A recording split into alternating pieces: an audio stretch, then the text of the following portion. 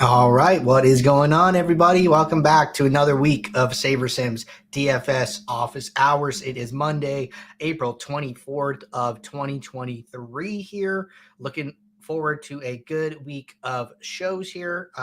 We do the show Monday through Friday, 2 p.m. Eastern. Get all of your DFS questions answered. For those of you who are new here, welcome. My name is Andrew. I'm one of the coaches over here at SaberSim. It's a show where we go over how to use the SaberSim app, answer any and all DFS related questions. You can post questions live in the YouTube chat or in the office hours channel in our Discord server. If you're not in our Discord, there's a link in the description below to get joined up. Highly recommend it. As always, looks like we have a 7-game MLB slate today, 2-game NBA playoff slate, and a 4-game NHL playoff slate. So plenty of DFS coming at you today. If you're not joined up with SaberSim, want to check us out, we also have a link to a no strings attached 7-day free trial. Check us out and come and get your questions answered. But with that being said, going to get the app pulled up here. Got the MLB main slate posted for today up on the screen. Benny Hanna is here, said, "Hey Andrew, what is going on? Hope you are having a happy Monday here." And just checking my sources here, and we actually have no questions to get us started today. No questions from support, no questions in the Discord or the YouTube chat. So if anybody has any questions, now is a great time to get them in. To kill some time, I was going to talk about Kelly Criterion a little bit here to just kind of get us started. I saw we didn't really have any questions, and I know that there's discussion about Kelly Criterion in the Discord, and we obviously have our prop betting, and so I just wanted to give a little bit of a breakdown for those of you who don't know about it as that well. So just wanted to talk about that a little bit. Benny Hanna said, "I'm loving the Geomean aggregate rule. I think it's great. I think that is a great way to something great to use in showdowns, especially this time of year with all of the showdowns with the playoffs and stuff like that. So glad to hear you're getting some use out of that one. If anybody wants to learn a little bit about it, you can find it over on our in our support docs. So anytime you're looking for information on stuff, you go up to settings, you go down to help here, it takes you to our support page. And then in our frequently asked questions, we have like a library of videos and articles that we talk about different concepts. So if you just type in geometric mean here, you get this short, it's like a 4-minute video. How do ownership, product, and ownership geometric mean work? Did this one myself. Walk through product ownership versus sum ownership versus geomean, how to apply it in the app for different types of plans that you guys are on, standard versus pro, etc., and give you guys some application just tips here. So great video. If you're interested in using that to reduce duplication or something along those lines, would highly recommend checking that out. But that being said, I'm just going to pull up this paint. I'll draw some stuff here, and we'll talk a little bit about sports betting. So for anybody who's like not familiar with Kelly Criterion, it's basically a formula that was created to help basically determine like optimal sizing for bets or for any type of like risk management. It's used in investing as well. It is a formula that looks like this. So K is going to be for Kelly, and then equals, and then we're going to go B. B is going to equal your odds. So like the odds of the wager here, and then times P. And then P is going to equal the win probability minus Q. Q is going to equal the chance that you lose the bets. Like this is your win odds, and this is basically like your lose odds. So this Q is basically just 1 minus P, and then divided by B here, which are the bet odds once again. So to put this in practice a little bit, we'll just do an example here, and basically it's going to look something like this. So let's say that we have a bet that is minus 110. These are the odds. And excuse my typing here. So I actually, I'm right-handed, but I like to use my mouse on my left hand That way I can scroll and take notes at the same time, as opposed to like scrolling, stopping, picking up my pen, writing something down, putting my pen down, going back to the mouse. So I've taught myself how to use my mouse with my left hand, but I'm not exactly good at writing with my left hand. So if my if my letters look bad, that's because I'm not left-handed here. All right. So we have our odds, and then we're gonna say that we have a win percent, and this is something that like we would calculate internally here. So let's say that we think the odds of this bet winning are 68%, 68% chance that this wins. So then how would you solve for the Kelly here? So basically what this first thing we have to do is we have to convert this money line odds into decimal odds. So for negative odds, where the bet is a favorite, what you do is you do 100 divided by the odds. Do 100 divided by 110. And then you do plus 1. So then this is going to come out to 1.9 here. So our decimal odds for this wager are 1.9. If these odds were positive, the formula would be a little different. It would basically be the odds divided by 100. So let's say we had like a positive 110 bet here. Then what you would do is you would do 110 divided by 100. So just so you guys know, the formula for positive odds is a little different for the formula from negative odds here. But boom, we have decimal odds here. So this is 1.9. So then to solve the Kelly here, so then now what we do is we're going to do 1.9. We're going to do minus 1. And then we're going to go, let me open this up, times that by 0.68 here, which is the win percent. And then we are going to minus that by 1 minus 0.68. So this is our Q. And then we are going to divide that by 1.9 minus 1. So decimal odds of the bet here times the win percentage minus 1 minus the win percentage. So like this is like the odds of the bet losing, and then divided by the decimal odds of the bet again. And then when we solve for this, what you would get is 32% here.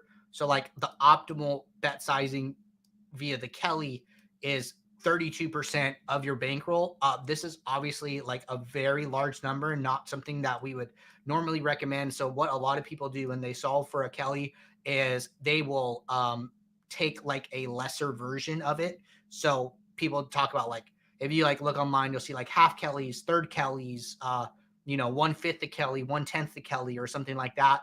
So you would probably reduce this down because this is just way too much to wager. But this is obviously just a mathematical equation trying to figure out what the optimal bet size is to maximize results long term. But we have to factor in bankroll management and variance and the odds that you lose. So if you have like an unlimited supply of money here, kind of you could do this, but unfortunately that's not the game we play. So we got to use a reduced Kelly. But basically this is the Kelly formula, and then this is how you would solve for it if you ever wanted to experiment with that. So just wanted to give you guys like a quick rundown here, and while we waited for some questions to roll in. So it looks like some questions are coming in now. So we will jump back over to the SaberSim app here. All right, going to hit this first one that came in from Trouble in the Discord. Question said, hey, Andrew, appreciate these. Not watching live, but will rewatch after work. I've been using a filter to get similar to this, but looking for a rule set to require at least 2 outfielders to have at least 0.1 home runs expected. Additionally, I would love to have max 2 outfielders from the same team, but may need a separate rule. Okay, so let's talk about this. So I think that you could probably easily do this with 2 rules. So then what I would do is I would do a group auto rule, and then I would say use no more than 2. I would group by team, and then I would just unselect all positions except for outfielder. So this will solve your first part, or I'm sorry, the second part where it says, hey, I don't want to use more than 2 outfielders from the same team. So a rule that looks exactly like this, you can pause the video when you watch it back, take a screenshot, and just write this rule. But I'm going to save that rule. So boom, we have one rule here. And then second part is looking for a rule to set to require at least 2 outfielders to have at least 0.1 home run expectation. Okay, so then what I would do second is I would do another rule, group auto, and then I would say use at least 2. I would not group this by anything. I would leave group by unchecked. And then I would just, for positions, I would only leave outfielder checked. And then I would just add a stat requirement. And then I would say home runs greater than 0.1 here. So then what this rule is going to do is I'll save it as a manual just to kind of show this off. But basically what it's going to do is it is going to go and find all of the outfielders with a home run expectation above 0.1, put them all in a group and say use at least 2. So then this group is now comprised of 26 players that meet that stat requirement, and we are telling the builder you have to use at least 2 of them. So these 2 rules combined looks like exactly what you were looking for there. So I would just rewrite those on your account and give it a shot and see if you are liking what you are seeing on the other end there. All right. Patrick said, any certain strategies for relief pitchers for showdown purposes? There are so many relief pitchers per team. I think this is a great question. Happy to talk about this one here. Let me pull up a website that I think is a good resource here. If you are playing MLB Showdown, if you are specifically looking for information on relief pitchers here. So this baseballpress.com/bullpen-usage here. What you can do is you can filter, you can go and see all the different teams here. And then what they do is they have like a running list of pitchers in a bullpen, and then it says pitches the last 5 days here. So what I would do in this scenario is like, okay, who pitched yesterday basically, and who do I want to kind of avoid? So SaberSim, is not going to be great at digesting that information and giving you a likelihood that the guy who hasn't pitched in the last 3 days is probably most likely to be like first out of the bullpen today. So I think a little bit of this research can be very helpful here. So it looks like we have Sunday, Saturday, Friday, Thursday, Wednesday. Okay, so this is like backwards, kind of left to right, which is like kind of interesting. But basically the way you should be reading this is from right to left. So Wednesday was last Wednesday, Thursday, Friday, Saturday, Sunday. So then I would know that, okay, Abreu pitched yesterday, Matone pitched yesterday, Neris pitched yesterday, Presley, Stanek, and Montero did not pitch yesterday, and Presley and Stanek have not pitched since Friday. So here I would be able to see like, okay, if I were to make an assumption here, I would say that Abreu is probably for sure not going to pitch because he pitched Sunday and Saturday. So Saturday he threw 15 pitches. Sunday he pitched 18. Highly unlikely they use him 3 days in a row here.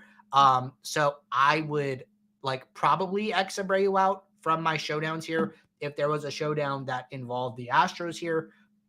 And then you could try and make some other insights here. I think Presley and Stanek are probably most likely to pitch today. I don't know who's the closer. This is only showing handedness here, like right versus left. I'm assuming. I think that you could probably go on Fangraphs here, fangraphs.com. And I think that they have something here where you can see, I think they have like a bullpen depth chart. Okay, they do have positional depth charts. So teams, so go to this team spot and then go to positional depth charts. I think this is probably best here if I had to guess. So I'm not like 100% sure what the best source for this is. Maybe something like this. Okay. So it just shows you like the depth chart, but it doesn't say like, okay, you know, this guy's like a middle reliever. This is like our like hold guy. And then this is our closer, like per se. But I'm sure that information is out there. So you might just have to like look around and find something that specifically uses that here. But like right off the bat, I don't see that here. I thought I had seen that in the past. Just trying to look for you guys really quickly. Would love to give you guys something solid to use, but unfortunately not seeing it here.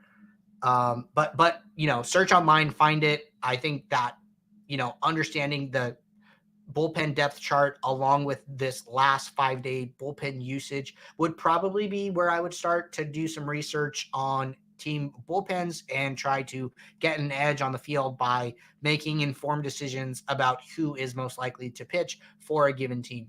But this is a great resource. All right, going to get back to SaberSim here and going to keep it rolling. Rick said, just joined this weekend. I have a lot to learn, Ari, how to better use the tool. Rick, welcome, man. Nice to have you. Glad you found this show. That is really what we are here for. You know, if you want to learn how best to write a rule, strategy, etc., this is the place to be. A lot of questions from a lot of users. So great to just listen, even if you don't have specific questions. I would recommend tuning in and hearing the answers for questions that other users have, and then trying to pick up pieces along the way to help you with your individual process. All right. Noah said, hi, Andrew. For 2-game NBA slates, is there a way to get the sim to show what happens if you completely stack one team, as in all 5 starting players, to show if it is optimal or not? Okay, so let's go over to NBA. We'll talk about this 2-game slate today. I would say that the way that I generally like to do this is, so we see that the settings are on 0-9 automatically here. What this means is that we're not taking single game simulations, but we are taking small buckets of sims with no correlation impact here to just try and get, you know, a small sample of our game sims and then use that to construct each individual lineup here. I'm just going to make 2 changes right off the bat here so we don't have to do it in the post build. But let's run a little lineups. Let's talk about stack constructions specifically here.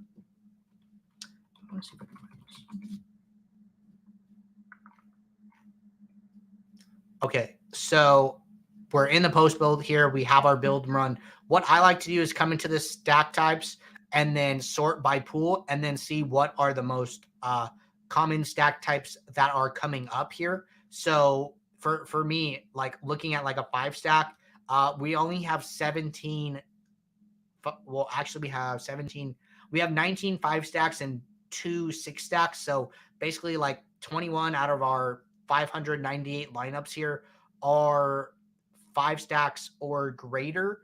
That's not a big sample here compared to the number of like 3 stacks and 4 stacks that we're seeing, which is in, you know, the 40 to 50% range here. So I would say that I don't think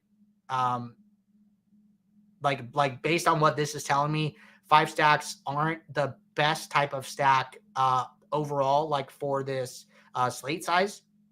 I think to go one step further, what I like to see is like, okay, who are the teams that are being 5 stacked? So really interesting that, you know, from our 21 5 stacks that we're seeing here, 15 of those are Miami. So I think that if you were going to 5 stack anybody here, I would probably be okay seeing Miami come up as that 5 stack, as opposed to these like just 2 lineups of Memphis or these 2 lineups of the Lakers. So I think that, you know, looking at stack types coupled with team stacks here and seeing what teams are popping up most frequently can give you a little more information and help you make some decisions about what teams you are okay seeing in those in those large stacks there.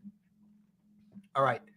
Next question from Noah said, can you show the difference between the optimal and least optimal for MLB today? Wondering if there is a stack of 3 from the chalk in least optimal lines, as in, I assume a 5-3 stack will be optimal with 5 being from the chalky team. Will the 5-3 in least optimal include the chalky team, Also wondering if the SaberSim team has decided to add NHL into the program. Asked about it last week. Okay, so couple things here. So I think that if you are looking for like, you're using the word optimal a lot here. So to me, optimal means like the cash optimal here. Uh, the cash optimal is like literally the highest projected scoring lineup on the slate. So if you're looking for like the cash optimal, what I would do is under style, go from GPP to cash here. And then what this is going to do, it is going to turn correlation and sim diversity off. And with sim diversity off, what we are going to do is we are going to use the mean projection for every player as the projection when we go to build your lineup. So, Montgomery is going to have 16.82. Lynn is going to have 15.16 for every single lineup that we build here. That is much different than the way that we normally build lineups with sim diversity on. What happens with sim diversity is that we take random samples of simulations from our database and then use the point projections that the players score in that group of sims to build one lineup. And then we go and take another randomly sampled group of sims to build the second lineup, etc. So like, for instance, we could take 5 sims of Spencer Strider, and his average projection in those 5 sims could be, let's say like 15. He has a really bad 5 sims on average. And then we can take, and then that will only be for lineup 1. So like probably doesn't get into lineup 1 because he did really bad there. But then we take 5 more sims for lineup 2. Let's say that he gets like 35 points on average. So then he does really well. He's probably in lineup 2, right? So the point projections for the players when we run the sims are going to be different than what you see in the app. That is not the case for cash optimals. Every single lineup, we are going to assume Spencer Strider scores 26.26 points and then just build the top projected score optimal, followed by, the next highest projected score, etc. here. So to do that, just go to cash.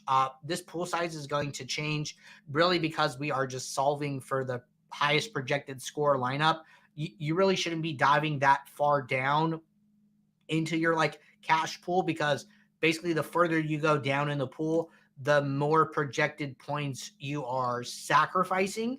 And if you're trying to build the cash optimal, playing cash games, something like that, you really do not want to sacrifice projected points. That's like probably the worst thing you could do in that format is consistently play a projected scoring lineup that is much lower than the top cash optimal. But anyways, these 40 lineups are finishing up here, and we'll just go into the post build, analyze these. We're only going to look at the top 20 here, and I'm just going to make these 2 changes so we can see the lineups here. So if you're interested in like what the stack types are, this makes sense to me that I think on average for like optimal builds, you're going to get these smaller stacks here, 3 2s, 4 2s, 3 3s, in the 3 stack range, not so much of these 5 stacks, mostly just because you're trying to pack in as many projected points as possible here. So it's much more likely that you get this mix of players as opposed to these big game stacks, because that is directly related to correlation and us compounding the correlation of players into a lineup together here. So can you show the difference between the optimal and the least optimal for MLB today? Yeah. So I don't think, how should I say this? I don't think that you're like particularly thinking about this, like the way I'm thinking about this, the way you're thinking about this is probably different here. So if we're looking for like cash optimal, we see the highest amount of 3 2s here, and then we see the lowest amount of like 2 2 2s. But unless you're specifically playing cash games, I wouldn't be thinking about it this way, mostly because we don't need the optimal to win, especially in a sport like baseball.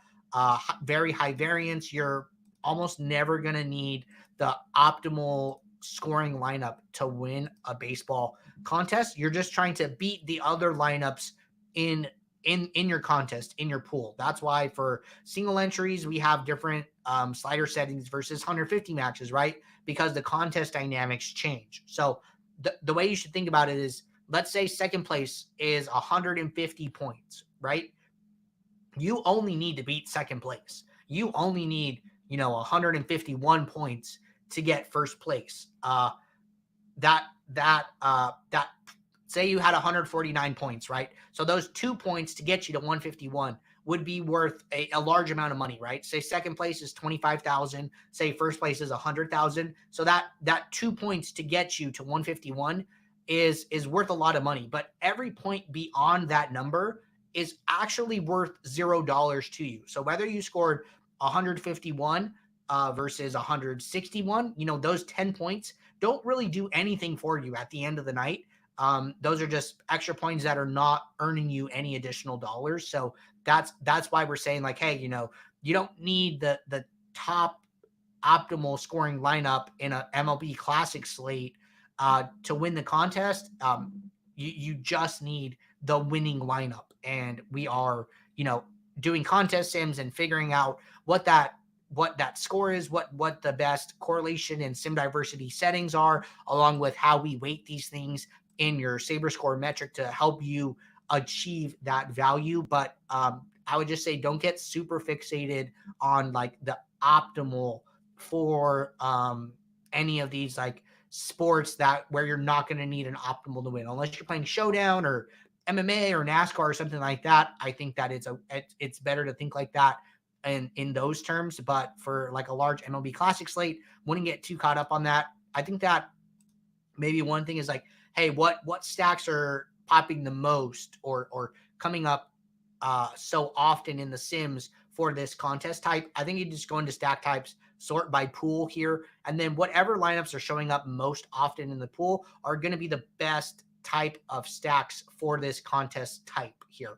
So I would stay away from like 2 stacks, 3 stacks. Basically, the builder is saying like, hey, these lineups aren't stacking enough, and you should be stacking more here. So that is how I like to analyze stacks for MLB.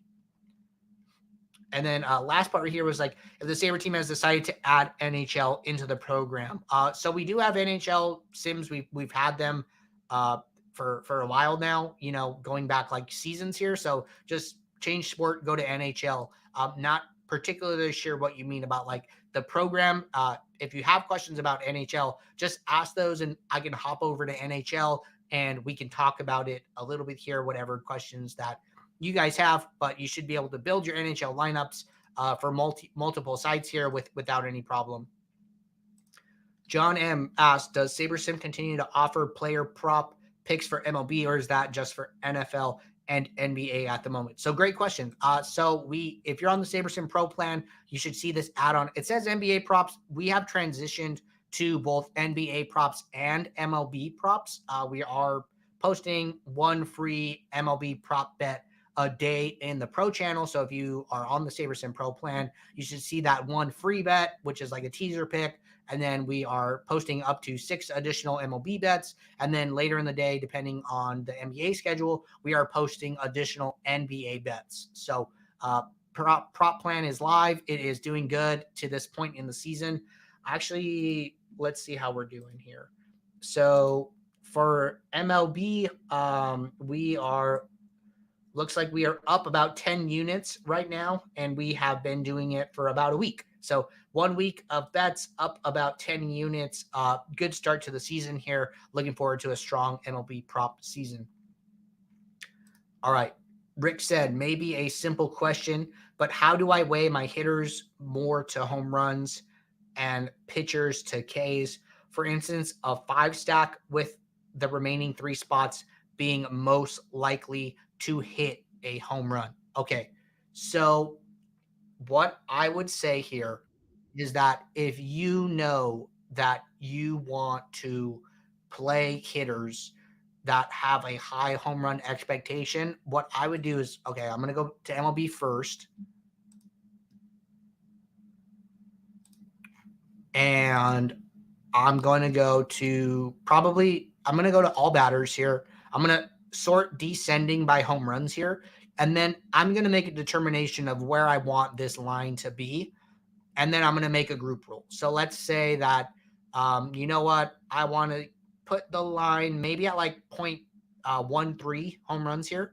So then what I would say is like, hey, I would do a group rule kind of similar to the way we talked about at the beginning of the show. We're saying use at least 3 players, don't group by, and then leave all the positions checked except pitcher, and then just add a stat requirement that says home runs greater than, and I'm going to say 0.12 because I said 0.13 I was fine with here. And then I'm just going to say this as a manual rule just to show it off.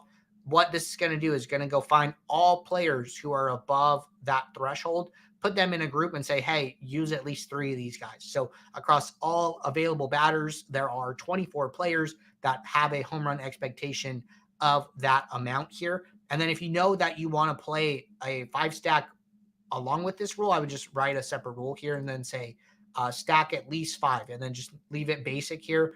Don't adjust anything else. So then now what I have here is I have these 2 rules where one is my home run rule and then one is my stack rule. And then I would just run a build and then see what you get from there. So you'll always get a 5-stack. You won't always get a 1-1-1 stack here, but you will make sure that you're getting to enough of these guys. So you might get some 5-2s, might still get some 5-3s. I think that with having this 5-stack as like a base rule, you're going to get a lot of options in the post build here. And we could just run this.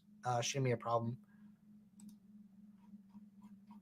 Let's make my 2 changes. So we have these 2 rules set. Looks good. I'm going to run 500 lineups here and then just kind of talk about the way I would handle this from here. But just by having that 5-stack base rule, you'll probably get enough of these 5-1-1s to work them into your lineup and make you happy ultimately here. So lineups are finishing. We are now in the post build. Just going to go to stack types.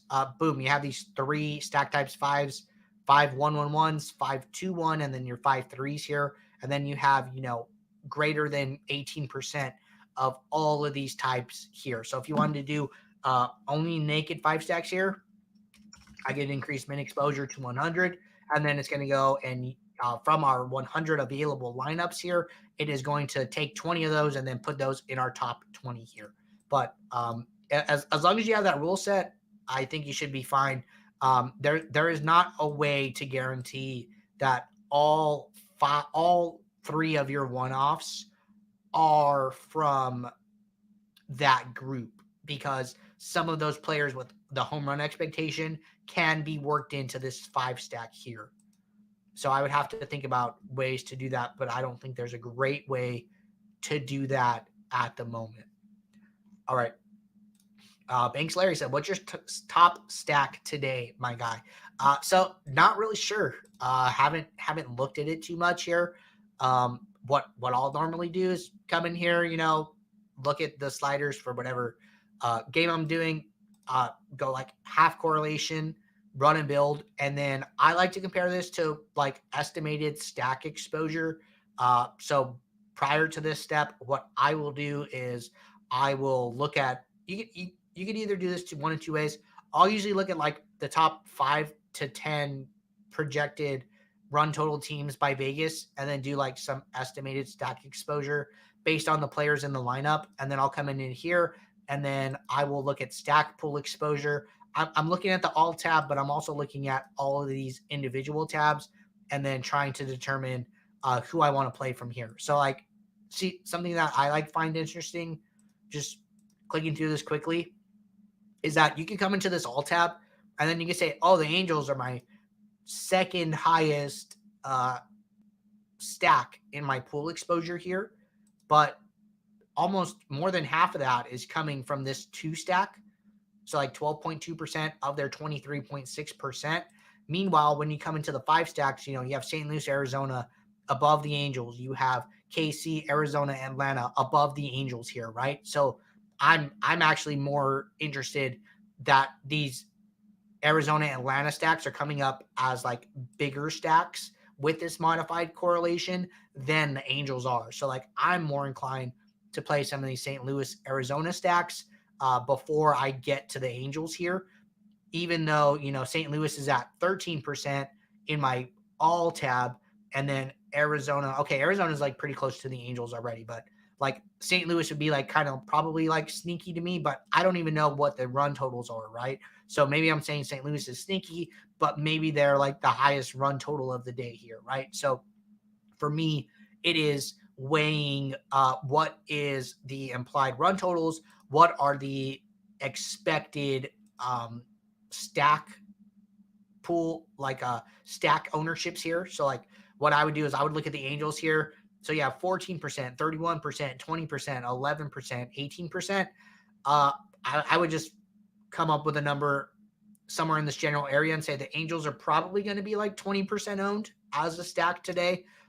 It's not an exact science, just trying to look at this and make a generally directionally correct estimation as to the stack ownership here. But I would say like 20% feels probably about right, especially because they are also the highest implied run total team on the slate. So based on that, I would probably be trying to get away from the Angels a little bit, probably play a little bit less of them, and then more of some of these other teams that we saw here. I think Atlanta's kind of interesting because Arizona is like the second highest total.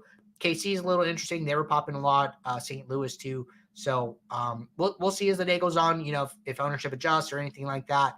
But not loving the Angels, probably trying to get to some of these other teams. But I don't know any of this stacked pool exposures for these teams. I'm just trying to give you guys a little insight as to ways that I am looking at the slate. All right. We are all caught up in the Discord and the YouTube chat. No questions came in from support here. So I think that we are going to call it there. Going to wait for a minute here for any last questions to come in while I pull this graphic up here. Talk about this really quickly. But if you guys are not playing on OwnersBox, I would highly recommend taking advantage of it. The contests are softer. The contests continue to overlay on a regular basis. And aside from that, if you use promo code Saber or SaberSim, we will track your entry fees and you can earn free SaberSim credit in the form of months to our standard pro or prop plan when you reach these thresholds. And then once you cash in on that, this number resets and then you can continue to earn additional SaberSim credit. They also have a $500 deposit bonus when using promo code Saber. So take advantage of OwnersBox and the soft contest and the overlay and all the other things that come along with that. I've been playing there regularly, and I'm happy with the success that I've had there. And I you can't beat no rake or overlaid contests. But we will be right back here tomorrow, everybody, for our Tuesday show. If you guys are building lineups throughout the day, question pops in your head, drop it in the Office Hours channel, let it sit there, and then that will give us a steady queue of questions to talk about on our next show. So until then, good luck in your contest. Take care. I will see you. Bye.